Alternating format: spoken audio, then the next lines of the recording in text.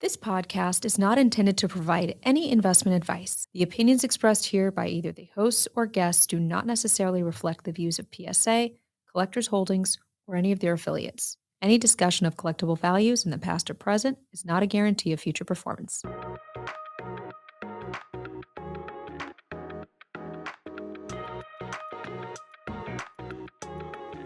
Hello, everyone, and welcome back to the PSA Pod. This is your June episode with Ryan Green and PSA President Ryan Hoge. Ryan, welcome back to the studio. Good to be back. A lot of exciting updates today to talk about. We got a lot to get into today. I'm really excited about it. We're gonna be probably a little more bulleted than normal because we really do have so much to talk about. You know, last month we had plenty going on here internally, and there's even more this month. So I'm really excited to get into it. It's a kickoff for a lot of hobby happenings. I mean, you and I were just comparing our lists of topics we wanted to cover today, and they were very similar, but we're like, wow, it's a lot of stuff. So yeah, maybe a slightly longer podcast than normal. It's this is what I like to call hobby season. You know, the NBA Finals just ended.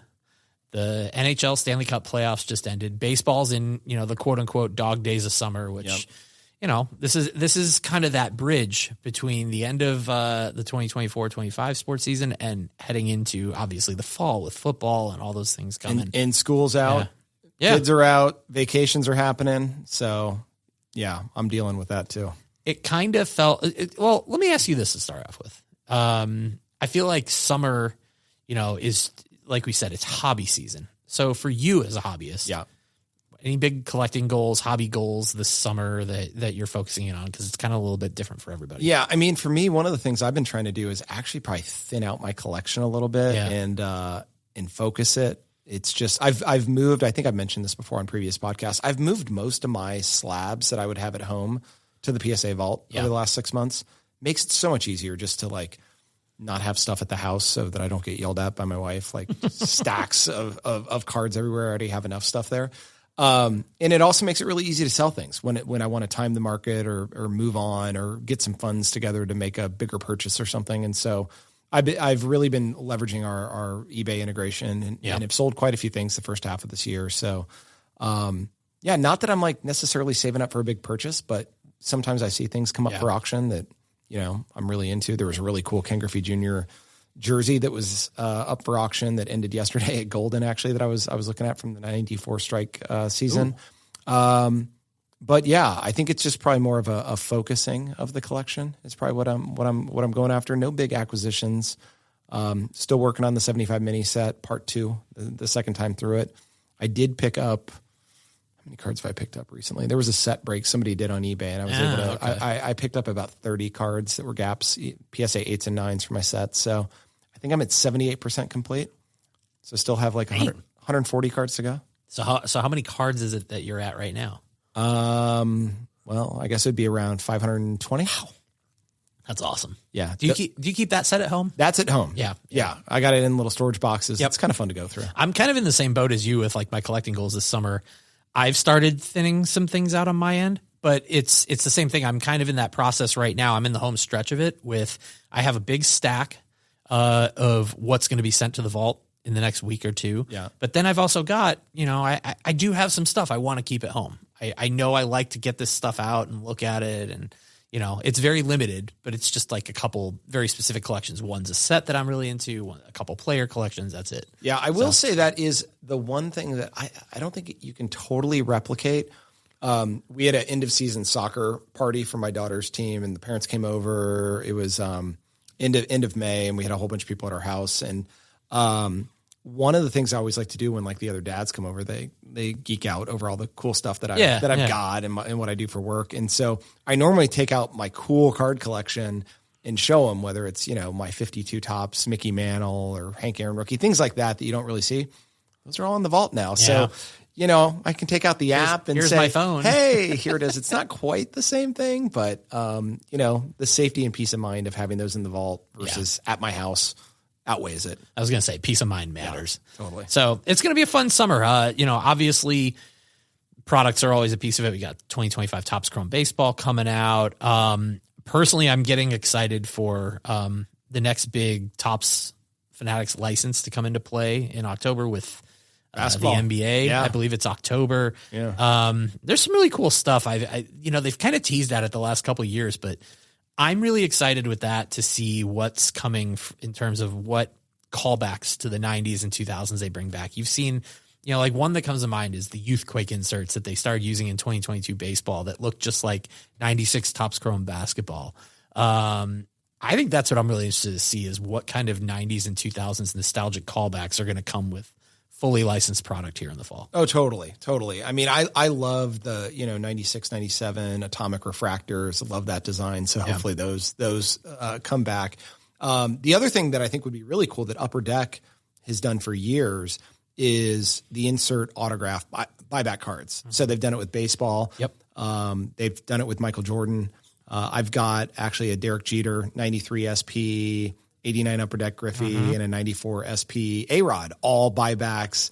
They're really cool cards. Like it would be neat if Topps decided to do something like that and had some originals that were, either inserted in the product or redemptions or something like that. That'd be cool if they kind of stole a page from Upper Deck's playbook. I haven't been a huge basketball collector in recent years, but depending on what they kind of do with those nostalgic callbacks, they might get me back. I think so. So, and of course, when we talk about the hobby season in the summer, shows are a big piece of it. There was obviously this past weekend, from when we're recording now, Fanatics Fest kind of took over everything. If you were on your phone looking at Instagram and scrolling through, that was really all you saw.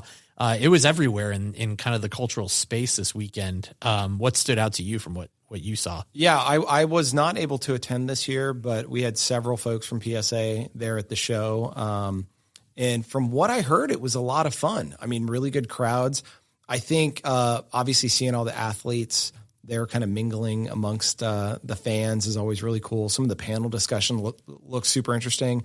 And what I had heard is that maybe the layout worked a bit better for the card show aspect of it this year. Where last year it was kind of tucked into a corner, kind of off the side from the main floor.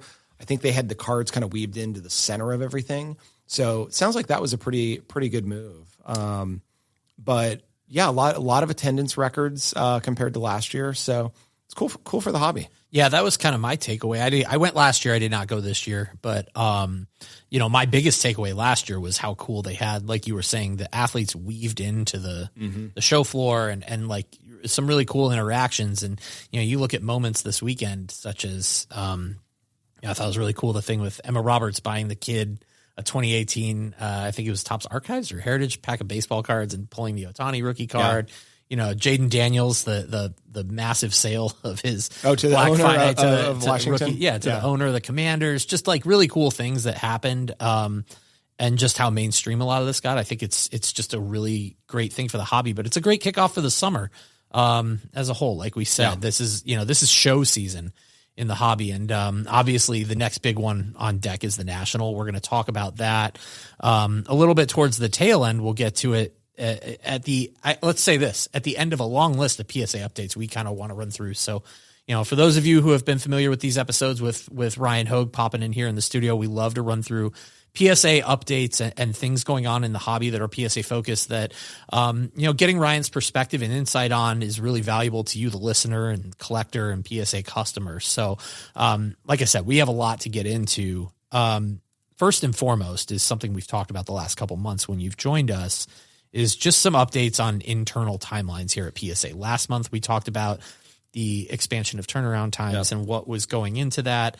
Some updates on our receiving timelines here at PSA for incoming packages. So where do things stand on those fronts right now as we get to the end of June? Yeah. So good updates to share. So we said we're staffing up, hiring more people, investing in more technology. We're starting to realize the benefits of those. Receiving timelines, meaning the time that your package is delivered here to when the order is actually created and your cards are inventoried, is now back under the 10 business day target that we like to keep. It's kind of bouncing between 7 and 9 days right now. And that's again for bulk services and value services. All the other higher service levels are getting received much faster, typically 24 to 48 hours. At our peak, I think some of those receiving timelines were out to like 20 to 22 business days. And about a month in real time. Yeah. It's just, it's really far. And again, we were caught a little bit by surprise with the really strong demand at the beginning of the year. So feeling really good about where we're at. Hopefully customers are seeing their orders get entered much quicker. Unfortunately, we're still having a little bit of a slowdown in the research phase where things have gotten received and they've kind of moved through the machine a little bit, but we are making really good progress. I'm anticipating later in the summer that we're going to officially pull back in estimated turnaround times for those bulk service levels. So that'll be a good thing. We're wanting to have a few more weeks of feeling good. But I think as we get to August though, that's a realistic window for when we're probably going to adjust those dates in. As Bill Simmons would say, that's the social clip right there. That's the social media clip right there of the turnaround time. So turn on the TikTok camera. Yeah, exactly. So that's a really good update and some good insight that, like we said, there were a lot of moving parts internally to get those turnaround times, especially on the receiving front, shrunk down. So I'll say this. I even noticed it. I was over in our receiving area physically last week and, noticed less volume in there. So that was literally the mail bins, which is always the visual indicator of, how are we doing? Yeah. We're back at normal levels. Yeah. There was a giant space on the floor that I hadn't seen the floor in a couple months. So that's a really good sign. Yeah. So it is. And it's not that demand has gotten lighter. No, we just scaled up. And so we're able to process more. And speaking of scaling up, something that's going to also assist with that is expansion, both domestically and internationally. Yeah, this is exciting. Let's start domestically because since you were last here, we had an announcement regarding expansion in Florida and Texas here in the U.S. So let's start in Florida and let's get into some detail of what's going to be going on there. Yeah. So we announced, we put a statement out back in May that we're opening a new PSA grading office in Boca Raton, Florida. It's in the same office complex that SGC is, that Collectors acquired about a year and a half ago. So we've already got a team, an operation running there. This was a natural place for PSA to expand as we've had more demand for our services. We need to build out capacity in the U.S. Made a lot of sense to have this in the same vicinity of existing Collectors employees. And so it allows us flexibility to shift operational folks between the two businesses as needed to meet demand. And of course, we're doing that. Like as a part of us standing up the PSA office, people that have been working in the SGC business will shift over. There's still going to be a whole bunch of people that stay on the SGC business. They're going to continue to operate as separate brands, different grading standards, different grading leaders. But it allows us flexibility to dial up or down on either side as needed as market demand dictates. And so we're excited for that. And the plan is to get that office up and running for PSA later this fall. Okay. So that's one piece of it. The other is in Texas. Now, you've teased before a PSA office opening in Plano. Yes. That is happening. Now, let's talk about what's going to be happening in the greater Dallas area. Yeah, that is coming up much quicker. I think the office officially is going to open July 1st. We've actually had the space for a little while now, been doing a build out. It's a smaller footprint, say, compared to what we're doing in Florida. But that's okay because it's for what we're running there is a smaller operation. So we're actually moving our ticket grading and authentication business from California and having it located in that Plano, Texas facility. So customers that are ticket grading customers will be able to ship those directly to the Plano address. I believe we had mail that went out last week to PSA customers to let them know about the new address that they could mail their submissions. But everything will happen there in-house. And we're also going to have a small area for our autograph authentication team to do some of their work. Heritage Auctions is based in the Dallas area, so they're in town frequently meeting with them. This will give them a space to keep some equipment and be able to do more stuff in office versus having to just go visit at, say, the Heritage office. And I could see us expanding further in the future, but we wanted to get started with a very contained, business operation that we wanted to move there. And this feels like a natural first step for us. And it's pretty fun. I think the Dallas area is actually kind of a center for a lot of the hobby industry. I know Fanatics / Topps has a production facility in the Dallas area. Panini is based there. Leaf is based there. Heritage is there. Also happens to be where I grew up. So it's kind of fun. Gives me a reason to come back and visit my my parents. And you got the Dallas Card Show there multiple Dallas times Card a Show year. 4 times a year. It's hopping. Yeah, a lot of really cool card shops in the area. Shout out Nick's Sports Cards on Campbell. That's your spot? My old LCS. All right. Yeah, I used to go there when I was a little kid, so it's fun. That's awesome. I know. We've done some PSA drop-off events there. So, yeah, cool. Now we got to get you a LCS up in Toronto. Yeah. Because international expansion is next on tap. Yes, yeah. So that's domestic. So we've got Florida, which is going to be card focused, and then Plano, which is ticket focused. And then we had said we're expanding in Canada and we're expanding more in Japan. We already talked about the Japan office that opened in March, more than tripled our capacity, which is great. And we also announced Europe. We don't have any more new information to share in Europe, so stay tuned for that. We did say Germany. We're going to Germany. We're still planning to go to Germany. We just don't have any exciting updates to share yet, timelines, details. But Canada, we do. So Canada, we're on track to open our expanded receiving center, meaning you can mail your submissions and actually have the full online submission center, the mobile app that you can use to create those submissions, and it will generate a new address for you to send outside of Toronto. That facility is going to be opening in September. So just a couple months away. It's really close. I know, especially with the tariff situation that's been happening in the U.S., it makes it very tricky for international customers to be able to get their submissions to us. We've set certain restrictions in place to avoid either PSA or our customers getting hit with additional taxes effectively. And so we've been working with local dealer partners in the countries that are impacted. So if you are struggling to submit directly on your own, please work with one of our authorized dealers. They have been working closely with us to navigate through customs in a way that we can avoid either party being liable for those tariffs. But Toronto office is going to give us a window to be open up directly so that people can use the full digital experience. Yeah. Right now, you can use some of our kind of legacy paper forms and submit to our office in Nova Scotia. I know that that's not as user friendly. This is going to be much more user friendly. Yeah, this is going to be great. It'll be just like our experience in the US when people would, submit directly here. So I'm really excited for that to open. I've seen the office. It's great. I was part of the kind of site selection. It's awesome.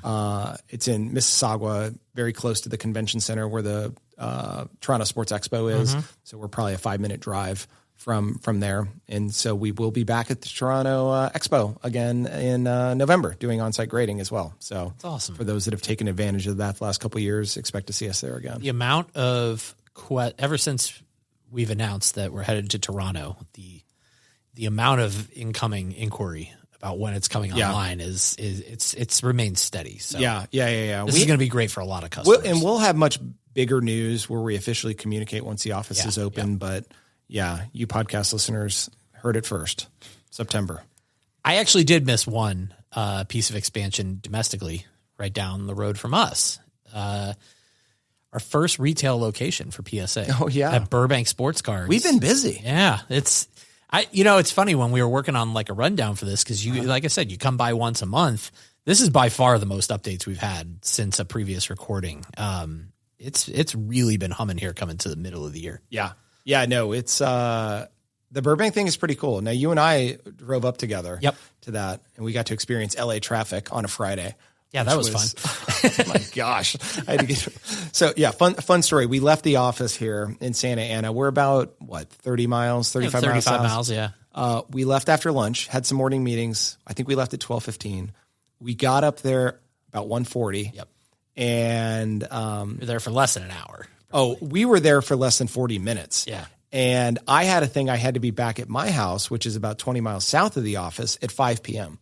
And I looked at Google Maps on my phone at 2:00, and it said it's going to take me 2.5 hours to get home. And I'm like, we got to go. It just kept ticking up and up and up. Yeah, it was a little nuts, but it was great to get out there and see Rob and team, see our team that's kind of operating the store within a store. Such a cool shop that they've got opened. It's in an old like Rite Aid or CVS location, so you can get an idea about the retail footprint and the size of that building. But it was awesome. Super energy. They had great, layout where you can buy new wax, new singles, for great set slab builders. displays. Yeah, it was great, and a lot of interest in grading with PSA. We've seen awesome demand the first month or so that thing has been open now. I think we actually just passed our 30-day point here recently. And it's been really steady demand. And a lot of those customers are first-time customers. I think they just want to be able to talk to somebody, get their questions answered. Yep. So we're super happy with it. Really fun concept. We're really excited. Rob and his team approached us with the opportunity, and, we're excited to see that continue to grow. Yeah. I've talked to a couple of people I know who collect that live up in LA and even make trips down here to Santa Ana for in-person drop-offs. And I've told them about the Burbank location, and a couple of them have tested it out already. And they're like, well, yeah, this is way easier. Yeah. I don't need to map out half a day for commuting back and forth. Totally. So, and I think there's some logical things that we're thinking about doing next with that. Like right now you can just drop off submissions only. You can't pick them up. We ship them back to you. Yeah. We're exploring the idea of allowing people to be able to pick those up in person at a later date. Obviously, if this concept works really well at Burbank, maybe there's other, retail type partners that we could work with to expand this to other regions outside of the greater Los Angeles area. So yeah, so far we're really excited about it. Yeah, it's it was a great little space there that we have within that larger shop. And like you said, just no matter how, if you just started collecting, you've been into it for a long time, what a great shop. Yeah. Just awesome. I could have spent hours in there. I wish we had more time. I know. I would have spent hours. I would have bought some stuff. Instead, I did meet and greet and took some photos, talked to Rob, and we were out. It's like, we got to go. We're going to continue having you on every month, and we're going to have more to talk on this one as we go. But something that's really starting to scale up is the PSA Autograph Series. And you were really pumped about this one today on the day of our recording. Because Bo Jackson was here in the building. No, this is one of my childhood guys. This was awesome. Bo was a superstar when I was a kid and just getting into the hobby. And, I collected initially during the junk wax era, 87 to 92. Yep. And Bo was one of the superstars. Yep. And, so it was really fun to do this program. And so folks that don't know what the signature series is, do you want to maybe share a little bit more about how that works? Yeah, so it's started to build more this year here in 2025, where PSA is essentially setting up private signings with, and this is with athletes, TCG artists. We've had voice actors. Kenji Watanabe from the Digimon series was just recently in last month, where it's a private signing that takes place at PSA's facilities, and customers have a submission window to send items in for authentication and grading and signing. So this could be Funko Pops. This could be cards. As we have more athletes come in, this could be flats, balls, jerseys, etc. And like I said, there's a submission window for people to send it in. But the benefit, say trading cards, for example, is not only can you send in to get it signed, but you can then have it go through authentication and grading, be holdered, etc., and then returned to you. So it's a little bit more of a bespoke private signing experience for collectors and customers. So like you said, Bo Jackson's here today. We are going to have more of these coming in the late summer, early fall that are going to be announced very soon. So it's a program that's starting to really get some legs here at PSA. Yeah, it was a lot of fun. I went in and got to meet Bo this morning. Got to see a lot of the items that our customers have submitted for this. Obviously, cards dominated it. Yeah. But there was some really cool stuff. I saw some vintage Nike posters from back in the 80s. There was a sealed copy of Bo Jackson baseball for NES. That's cool. That he signed in blue, like a kind of a bright blue paint pen type thing on top of the plastic. That's cool. That's going to go in one of our Wata video game holders. It was awesome. And I got to say, I shook Bo's hand. His hands are enormous. And I don't have small hands. His hands look like you could put some webbing between his index finger and his thumb and have a baseball glove. Like huge, just dwarfed my hand. And we're about the same height too. So it's not like he towers over me. It's crazy that he's been pretty much inactive as an athlete for 30 years and he's still he's like an urban legend. Yeah. And you meet him in person and it's, it all makes sense. Yeah, no, Bo was a nice guy. We're very thankful for him participating in the program with us. And, it was really cool to be able to do this for our customers. But it's kind of neat that we've started this, and we'll see where it goes in the future. So we've saved our two biggest for last. We're going to start with a recent announcement with a hard date finally for comic book and magazine grading coming online in July. Yeah, this is really exciting. So last July, we announced that we were getting into this space in 2025. In 2025, but we did not give a date. It just so magically worked that a year later we're live. We still had a lot of things to work through. Obviously, when we announced last year, we were in the prototype phase with holders and labels, and we wanted to start getting community feedback before we finalize things. We needed to hire experts as well to help build out our team. And so it's easier to do that when word is out that you're kind of getting into the space. And so that was the rationale for announcing, a year in advance.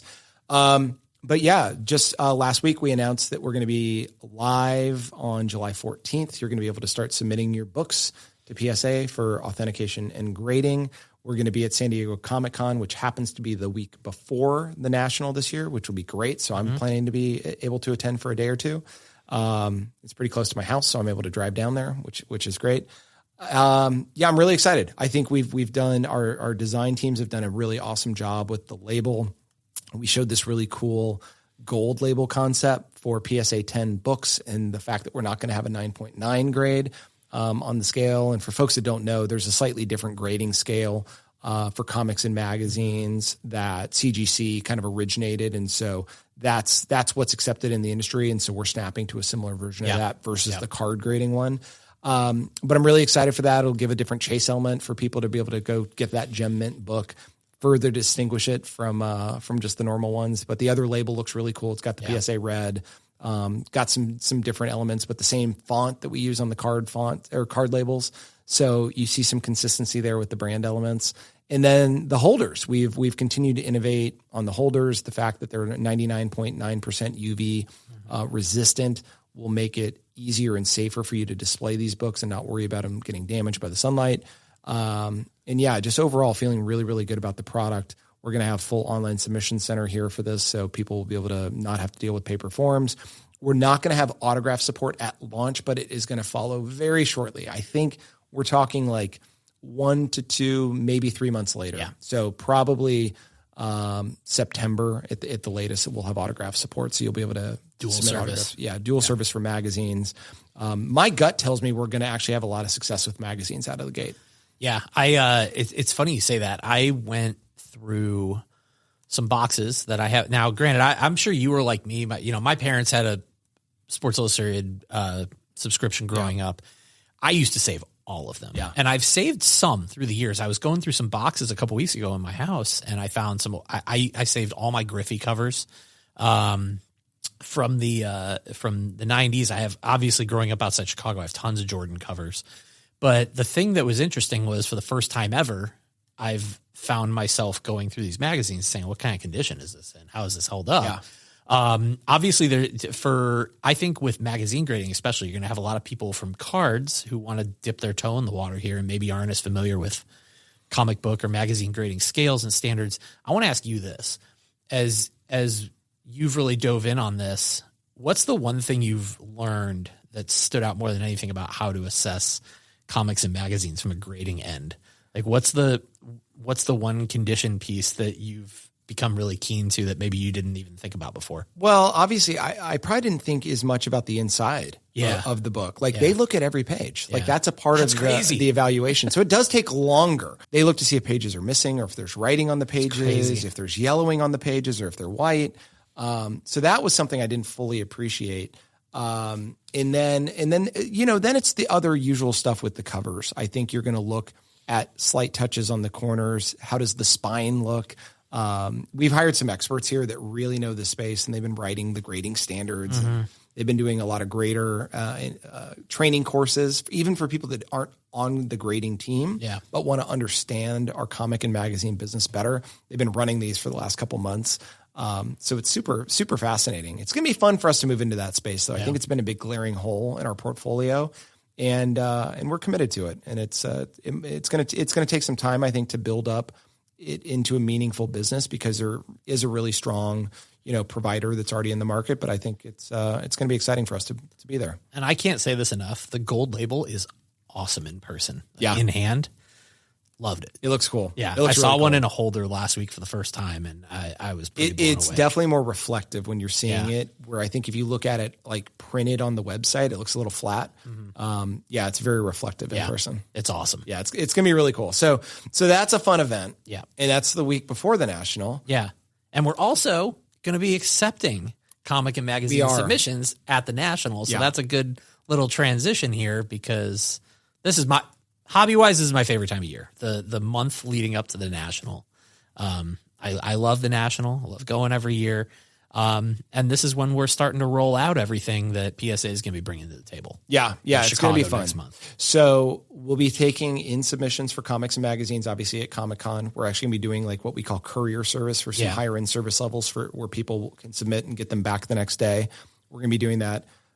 In Chicago, we are going to also be accepting submissions. So if you've got your old Sports Illustrateds or Beckett magazines or even PSA magazines, you can submit those on site. We're going to have a pretty cool display, I think, at the booth of some magazines as well. So you'll get to see what these look like in our new holders. But yeah, Chicago is coming up. We're about a month away, and yeah, it's going to be wild. And then I've already got my summer vacation booked for starting the Tuesday after the National, where I will take my week off.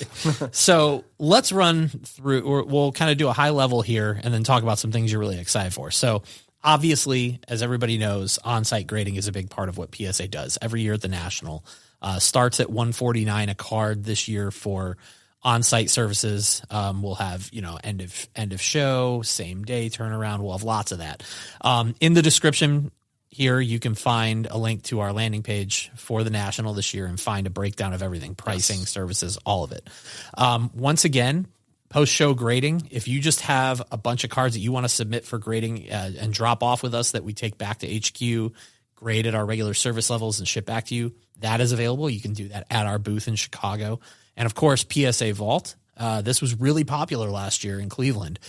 People dropping off slabs that they brought with them to the show at our PSA, at our booth in the PSA Vault area to bring to the vault for either storage or consignment via eBay. Yeah, that's going to be even better this year. We're bringing additional team members and additional workstations for them to use. So we're going to actually ingest your cards fully, so that within an hour or so, you'll be able to see those cards in your app that they're fully received in your vault and ready to go. So if you wanted to vault them and then list them for sale on eBay or have them available to get a PSA offer on them, that can happen within an hour. Yeah. Which is going to be great. Which is awesome.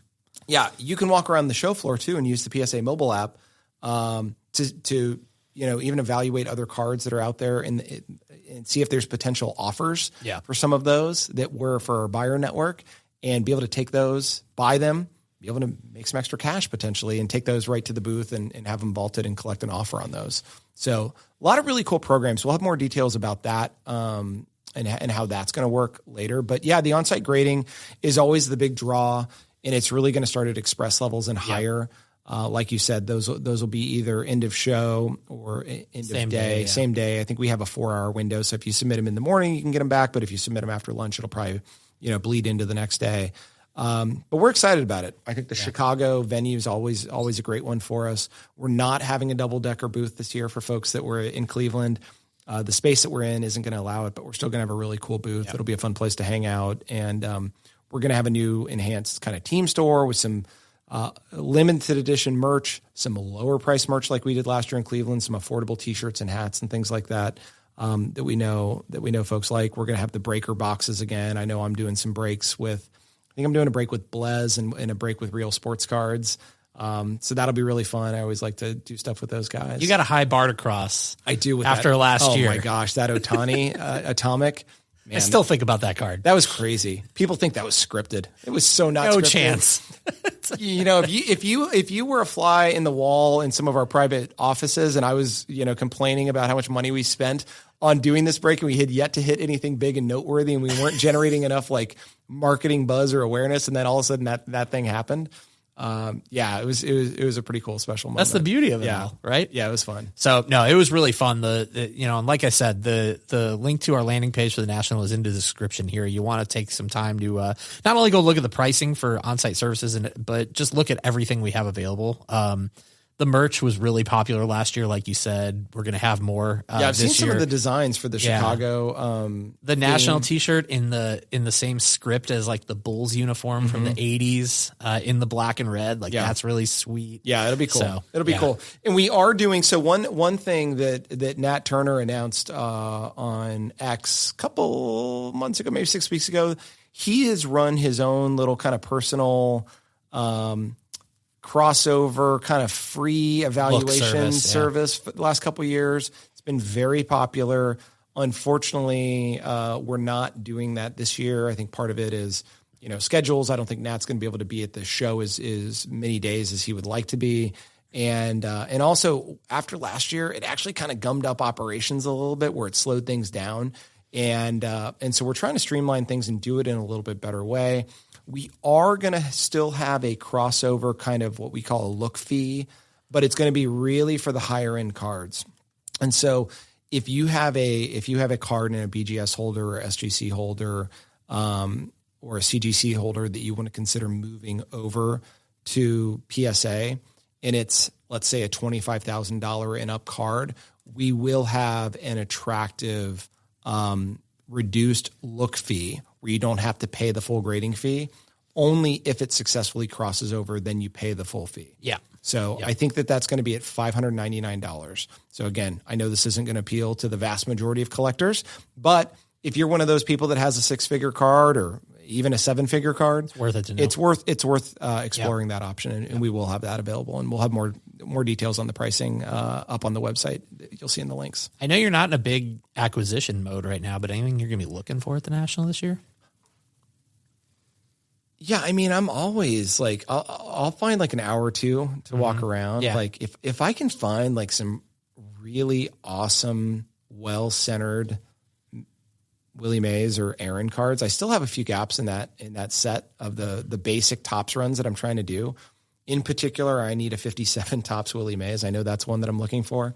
They're usually really OC, and I'm trying to find a really nice PSA 8 that's centered.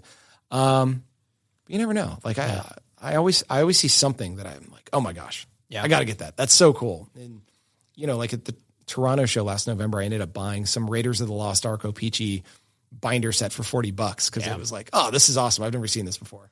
So you never know. I'm excited for it. I love when it's in Chicago personally. Yeah. What are you looking for? I have a personal connection to that show because I went, to that and the other shows at that venue growing up. The reason I love when it's in Chicago, I'm a big Chicago Bears collector. Like I collect a lot of Bears players, and I feel like when the show's in Chicago, a lot of that rarer stuff that I'm looking for tends to surface there. So your Rex Grossman PC, add to that. I've got a couple of holes in my Matt Forte Gold Prism out of 10 run. Okay. Like I got 2 cards remaining. I need the 2012 and 2013. There's a couple rare Devin Hester rookies that I've been looking for. I've been looking for the Gold X Fractor out of 10, finest rookie. I feel like there's a better chance one of those surfaces in Chicago. Oh, probably. Versus elsewhere. So that's why I like to try to find a couple hours here and there to just go explore a little bit and see what I can see. Yeah. So no, I love the Chicago show. When I got back into collecting, this latest go around, I went to the National in 2013. Yeah. And I kept doing the Chicago shows. So I would not go to the other cities. I would just do every other year. Every other year. So 13, 15, 17, 19. Yeah. It's a great experience. Like from an experiential standpoint, everything's so central. It's nice. So it is. It's just easy. Yeah. We have our set registry dinner on the Friday night, which is going to be pretty close to the convention center, which is great. I think all the events that I'm signed up to be at and do are within walking distance of the convention center and my hotel. So excited for it. It's going to be fun. Hopefully it's just not super hot and humid.